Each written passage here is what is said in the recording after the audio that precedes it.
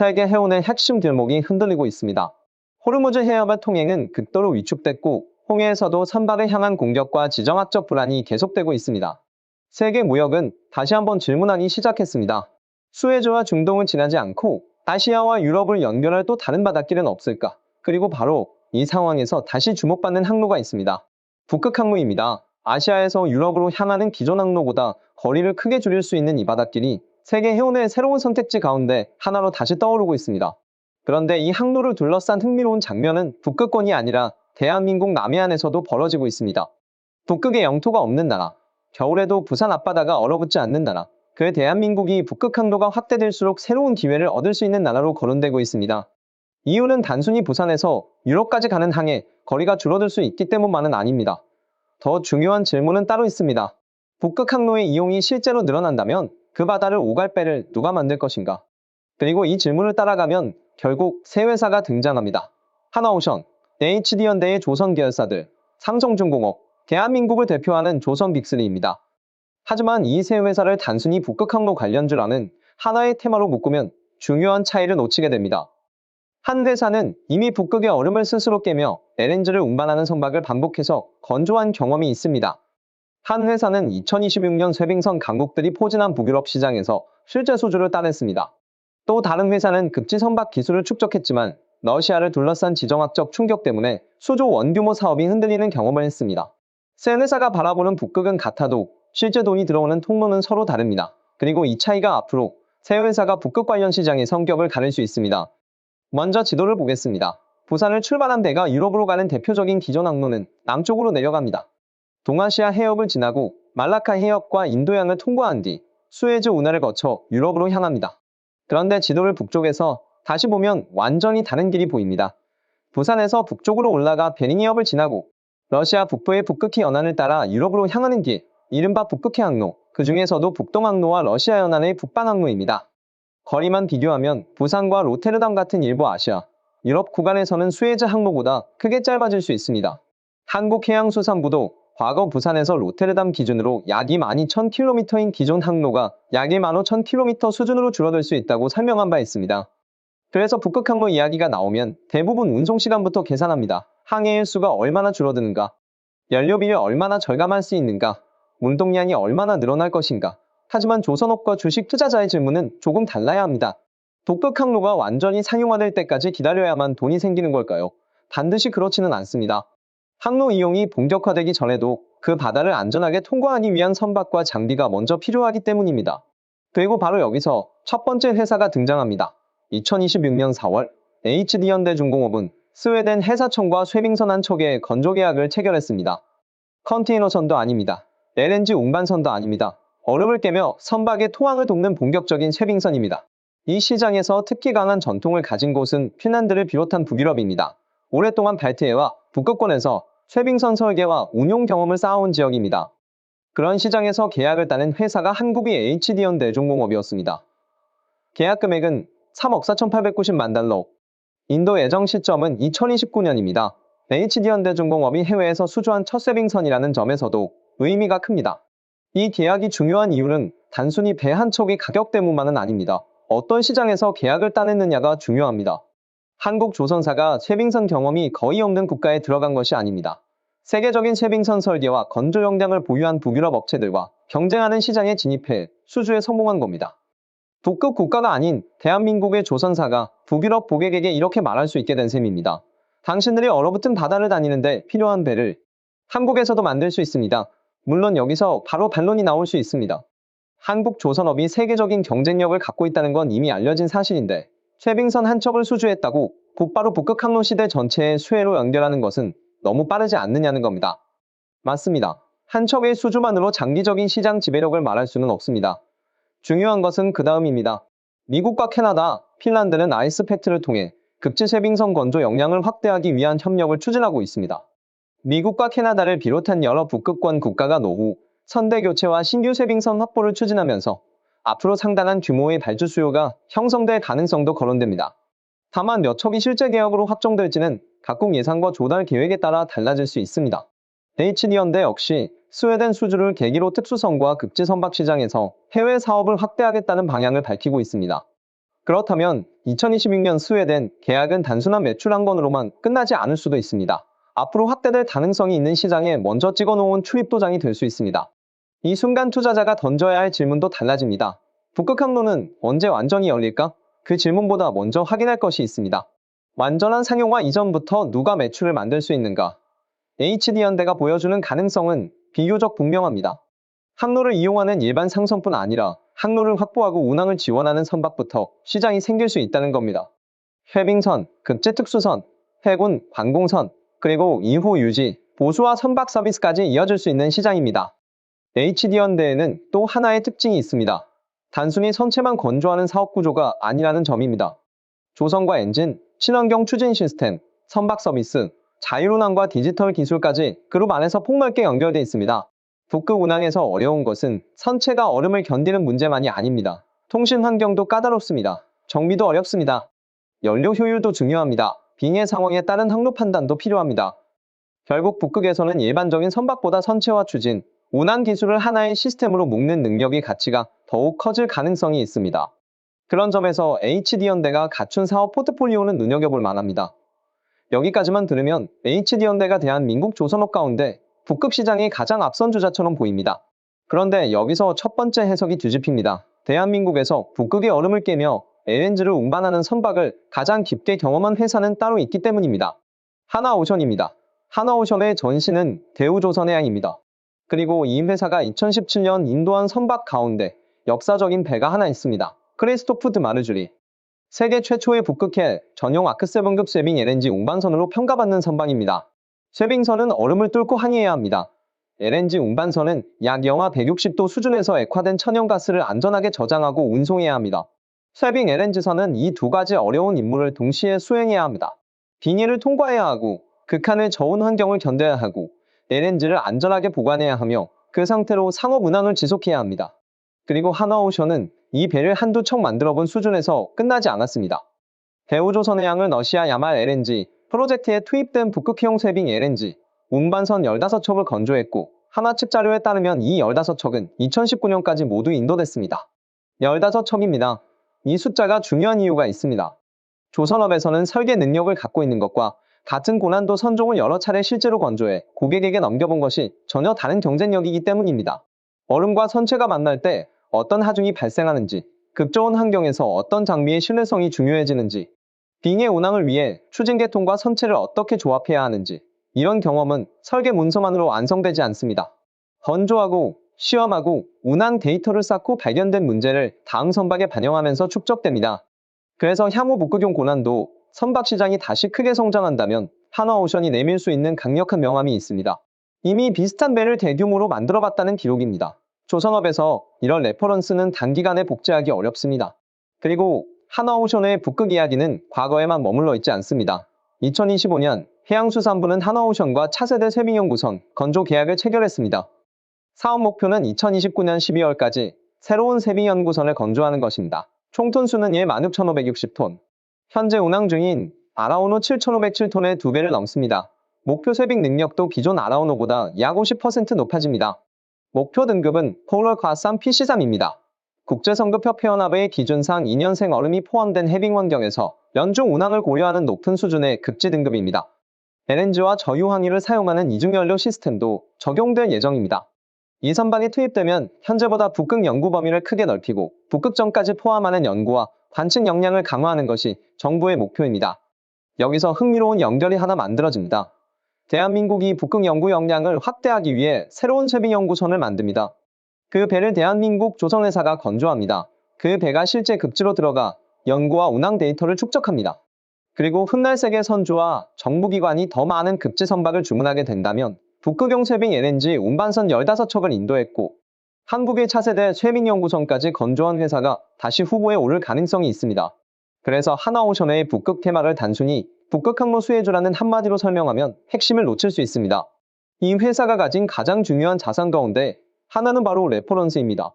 첩당 수천억 원이 움직일 수 있는 고난도 특수선 시장에서 세계 최초급 프로젝트를 수행했고 15척을 반복 건조해 인도했다는 기록. 이런 경험은 돈을 투입한다고 곧바로 만들어지는 자산이 아닙니다. 그렇다면 답은 하나오션일까요? 아직 한 회사가 남았습니다. 삼성중공업입니다. 그리고 삼성중공업의 사례를 보면 북극을 단순한 성장 테마로만 바라봐서는 안 되는 이유가 드러납니다.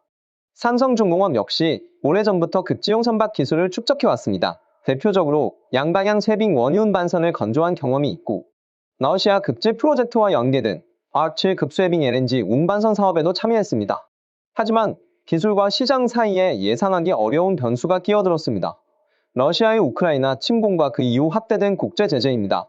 러시아를 중심으로 진행되던 에너지와 조선 프로젝트의 불확실성이 커졌고 러시아 지배지다 조선소와 연결된 삼성중공업의 대형 계약도 결국 심각한 차질을 맞았습니다.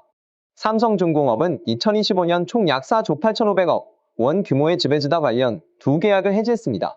대상은 쇄빙 LNG 운반선 10척과 쇄빙 셔틀 탱커 7척에 들어갈 블록과 기자재 공급 등이었습니다.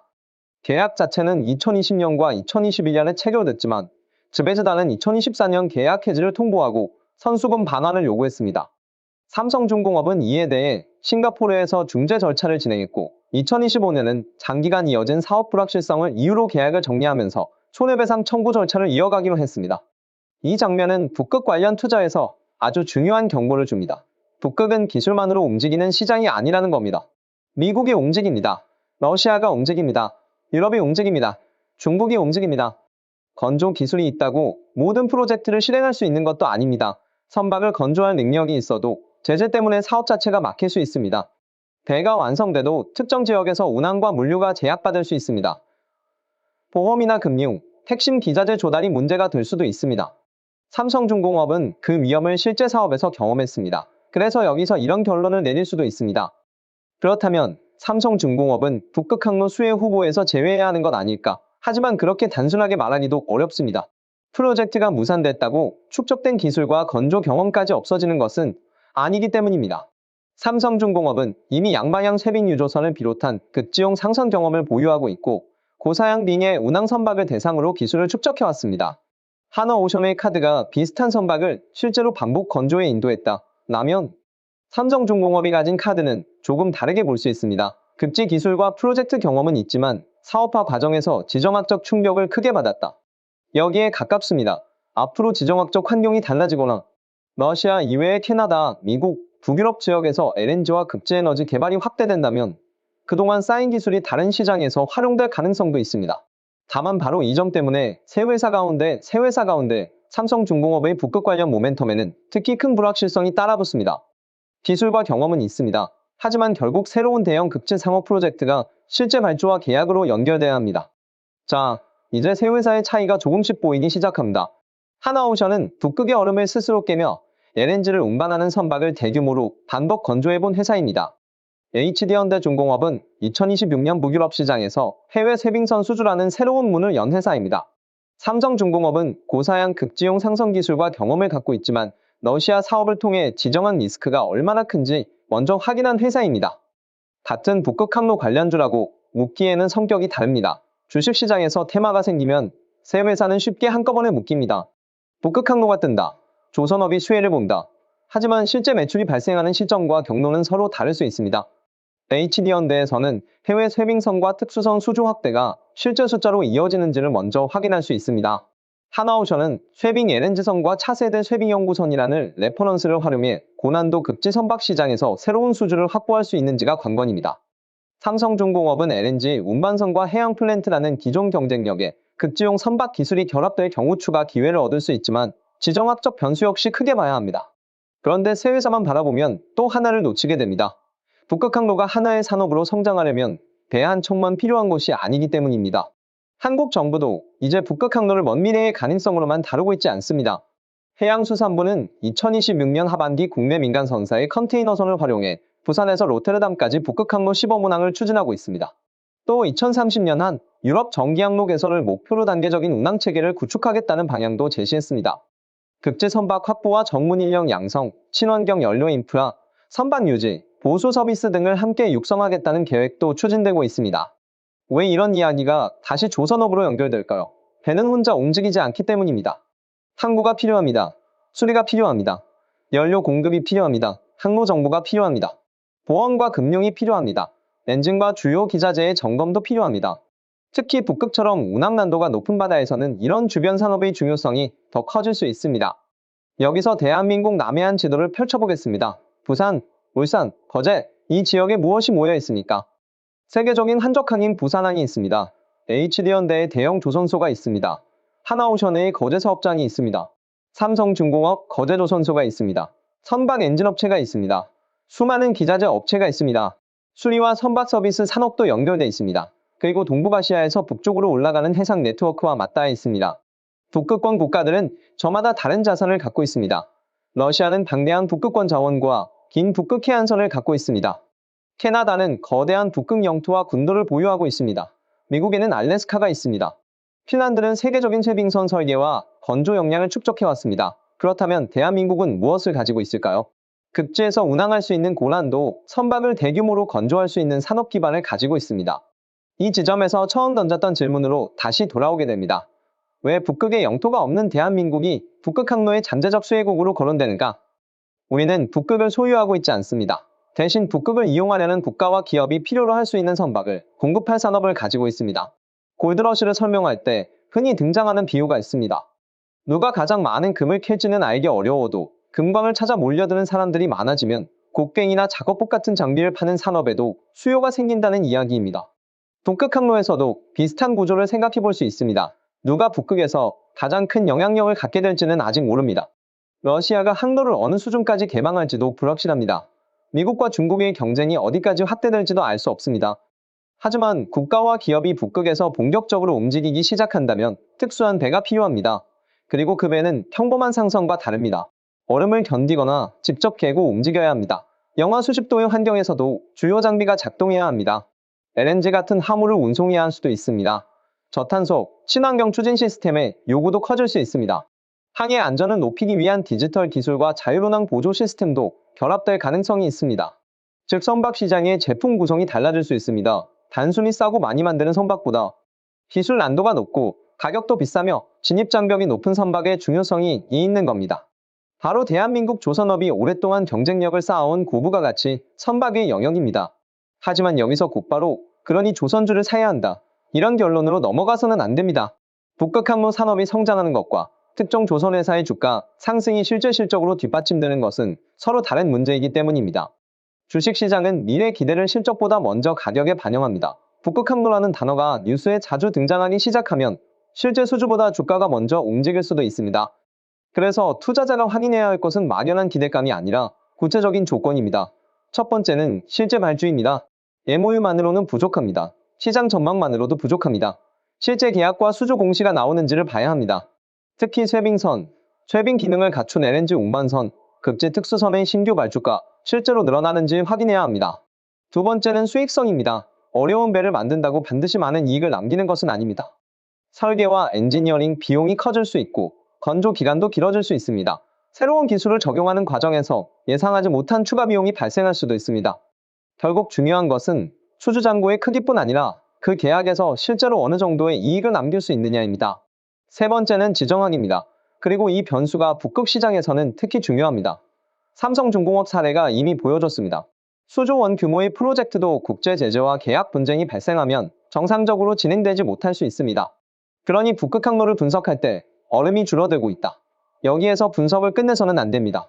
러시아를 둘러싼 제재 환경이 어떻게 달라지는지, 미국과 캐나다의 쇄빙선 투자가 실제 계약으로 이어지는지, 핀란드를 비롯한 북유럽 조선업과 어떤 경쟁 구도가 만들어지는지, 한국 정부의 시범운항이 실제 정기 운항으로 발전하는지, 이런 조건을 함께 확인해야 합니다. 그리고 여기에서 오늘의 중심 질문에 대한 답이 나옵니다. 북극 항로가 대한민국에 가져올 진짜 기회는 부산에서 유럽까지 배가 며칠 더 빨리 가는 데만 있지 않을 수 있습니다. 그건 항로 이용자에게 중요한 이야기입니다. 조선업과 주식 투자자에게는 다른 변화가 더 중요할 수 있습니다. 북극이라는 바다가 세계 조선업에서 필요한 선박의 종류를 바꿀 수 있다는 것. 일반적인 선박보다 더 어려운 배가 필요해지고 기술 난도가 높아질수록 대한민국 조선사들이 오랫동안 쌓아온 건조 능력과 생산 경험의 가치가 높아질 가능성이 있다는 겁니다. 그래서 새 회사 역시 같은 잣대로 바라봐서는 안 됩니다. 하나오션을 볼 때는 극지 선박 경험의 깊이를 봐야 합니다. 세계 최초의 북극 해용 아츠 쇄빙 LNG 운반선을 인도했고 야말 LNG 프로젝트용 선박 15척을 건조해 인도했습니다. 그리고 지금은 대한민국이 차세대 쇄빙연구선 건조도 맡고 있습니다. HD현대를 볼 때는 새로운 시장이 실제 계약으로 열리고 있는가를 봐야 합니다. 2026년 스웨덴 쇠빙선 수주는 HD현대중공업의 첫 해외 쇠빙선 계약이라는 상징성이 있습니다. 이제 중요한 것은 두 번째 계약, 세 번째 계약이 이어지는지입니다. 삼성중공업을 볼 때는 축적한 극지 기술이 새로운 시장에서 다시 사업화되는 순간을 봐야 합니다. 극지 상선 기술과 경험은 있지만 러시아 프로젝트에서 지정한 리스크를 크게 경험했습니다. 그래서 앞으로 러시아 이외 지역의 LNG와 극지 특수선 발주가, 실제 계약으로 이어지는지가 중요합니다. 그리고 앞으로의 경쟁은 한국, 조선 3사끼리만 벌어지는 것도 아닙니다. 중국도 극지 선박 역량을 강화하고 있습니다. 핀란드에는 세계적인 쇠빙 기술 기반이 있습니다. 캐나다 역시 자국 쇠빙선 건조 역량을 확대하고 있습니다. 일본과 다른 유럽 조선업체들도 경쟁에서 완전히 빠져 있는 것은 아닙니다. 하지만 대한민국에는 이미 하나의 강력한 기반이 있습니다. LNG 운반선, 대형 컨테이너선, 친환경 선박, 고부가 가치 특수선, 이런 선박을 반복해서 대량 건조해온 생산 기반입니다. 그리고 그 위에 극지 운항과 쇠빙 기술이 더해지고 있습니다. 과거 대한민국 조선업은 세계 각국이 주문하는 배를 만들어 왔습니다. 미국 선주가 주문하면 만들고, 유럽 선주가 주문하면 만들고, 중동 에너지 기업이 주문하면 만들었습니다. 북극 항로 이용이 실제로 확대된다면 여기서 조금 다른 그림이 나타날 수 있습니다. 새로운 세계 무역의 길을 어느 국가가 주도하든 그 길을 이용하려는 일부 국가와 기업은 다시 대한민국 조선소를 찾을 수 있습니다. 미국이 북극 역량을 강화해도 배가 필요합니다. 캐나다가 쇠빙선대를 늘려도 배가 필요합니다. 유럽이 북극과 발트해 선대를 교체해도 필요합니다. 에너진 회사가 극지 프로젝트를 개발해도 특수선이 필요합니다. 물류 기업이 새로운 항로를 이용하려 해도 빙의 운항이 가능한 선박이 필요합니다. 누가 북극의 최종 승자가 될지는 아직 알 수 없습니다. 하지만 그 경쟁에 필요한 선박을 누가 안정적으로 공급할 수 있느냐는 이미 산업 경쟁력의 문제로 바뀌고 있습니다. 그리고 대한민국 조선업은 그 경쟁에 참여하기 시작했습니다. 울산에서 만들고 거제에서 만들고 대한민국 남해안의 대형 도크에서 바다로 내보냅니다. 북극권에서 수천 킬로미터 떨어진 나라가 북극과 빙해에서 사용할 선박을 만들어 실제 북유럽 고객에게 판매하기 시작했습니다. 처음에는 이상하게 보였던 장면이 이제 조금 설명됩니다. 대한민국에는 북극 영토가 없습니다. 하지만 북극 해운과 극지 산업이 성장할수록 그곳에서 사용하는 선박에 메이드 인 코리아가 붙을 가능성은 있습니다. 그리고 주식시장에서 정말 확인해야 할 순간도 바로 그 지점입니다. 가능성이 실제 수주로 바뀌는 순간입니다. 하나오션이 기존의 극지 선박 레퍼런스를 새로운 쇠빙선이나 극지 상선 수주로 연결하는지, HD현대가 스웨덴에 이어 새로운 해외 쇠빙선 고객을 확보하는지, 삼성중공업의 극지 선박 기술이 러시아 이외의 시장에서 새로운 계약으로 이어지는지. 그래서 앞으로 북극 항로 뉴스를 볼 때 해빙 면적만 바라볼 필요는 없습니다. 한국 조선사들의 실제 수주 공시도 함께 봐야 합니다. 북극 항로가 정말 하나의 거대한 산업으로 성장하고 있다는 가장 분명한 신호는 지도 위에 새로운 항로선 하나가 그어지는 순간이 아닐 수도 있습니다. 울산과 거제의 북극과 빙해로 향할 선박이 한 척씩 늘어나기 시작하는 순간일 수 있습니다. 그때부터 북극 항로는 더 이상 먼 나라의 이야기만이 아닙니다. 대한민국 조선소의 매출이 되고 협력업체의 일감이 되고 실제 수익성이 뒷받침된다면 결국 조선회사의 실적에 숫자로 나타날 수 있습니다. 북극에는 태극기가 꽂힌 대한민국 영토가 없습니다. 하지만 북극을 오가는 배의 선체와 엔진룸, 그리고 그 배를 움직이는 각종 시스템에는 한국 기업의 이름이 들어갈 수 있습니다. 세계가 빠르게 변하는 북극을 바라볼 때 대한민국 조선업은 그 바다에서 움직일 선박을 만들 준비를 하고 있습니다. 결국 북극 항로 시대의 진짜 승부는 누가 북극 영토를 많이 가지고 있느냐만으로 결정되지 않을 수 있습니다. 누가 북극의 혹독한 환경에서도 경제적으로 운항할 수 있는 선박을 가장 경쟁력 있게 만들어낼 수 있느냐. 그 질문의 중요성이 더 커질 수 있습니다. 그리고 지금까지의 건조 실적과 최근 수주를 따라가 보면 그 답의 후보 가운데 계속 등장하는 나라가 있습니다. 그 길을 가진 나라보다 그 길을 단일 배를 만드는 나라, 바로 대한민국입니다. 오늘 영상이 도움이 되셨다면 구독과 좋아요 부탁드립니다.